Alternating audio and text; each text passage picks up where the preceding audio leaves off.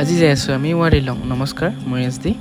যোৱা নিশা থাকিলোঁ আমি টেণ্টৰ ভিতৰত মাওফাল নুৰৰ এটা হোমষ্টে। এয়া আছিল মোৰ জীৱনৰ প্ৰথমটো টেণ্ট কেম্পিং এক্সপিৰিয়েঞ্চ। আমি ভাবি আছিলোঁ ৰাতিপুৱা সোনকালে উঠি ছানৰাইজ চাম, সেইকাৰণে এলাৰ্ম দি থৈছিলোঁ 4টা বজাত। উঠি দেখিলোঁ বতৰৰ মহিমা ঠিক নহয়, আৰু কালি যে লগ পাইছিলোঁ মোৰ বন্ধু দুটা আমাৰ পিছফালে আহি টোপনি মাৰি আছে। আৰু সেই যে অৰেঞ্জ কালাৰৰ টেণ্টটো দেখিছে, সেইটো আমি ৰেণ্টত লৈছোঁ। এইখন হৈছে আমাৰ বিল হ'ল 3400 টকা। টেণ্টত ল'লে 1000 টকা, খোৱাত ল'লে 300কে।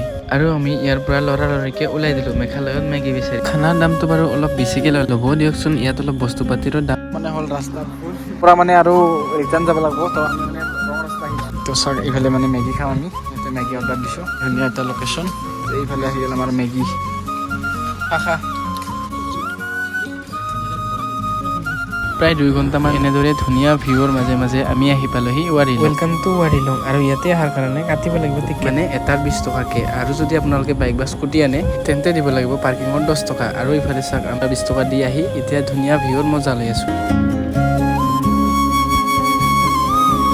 এতিয়া ওলালো আমি ঘৰলৈ বুলি। অলপ দূৰ আহিয়ে পালোঁ আমি বৰষুণ। আপোনালোকেও যদি ভাবিছে মেঘালয়া বাইক লৈ যাম বুলি, তেন্তে ৰেইনকোটটো লগতে লৈ যাব। মেঘালয়াত কেতিয়া বৰষুণ দিয়ে কেতিয়া কুঁৱলী আহে কোনো ৰিস্ক নাই। আৰু এইফালে চাওকচোন, অলপ আগতে বৰষুণ পৰি আছিল আৰু এতিয়া গোটেই ৰাস্তাত মেঘ আহি গৈছে। ইমান বৰষুণ আহিলেও আৰু মেঘ আহিলেও আমি কিন্তু ৰখাত নাই। এতিয়া মানে আছোঁ আমি হাহিমৰ পৰা মাত্ৰ 22 কিলোমিটাৰ দূৰত। চাওক কুঁৱলী।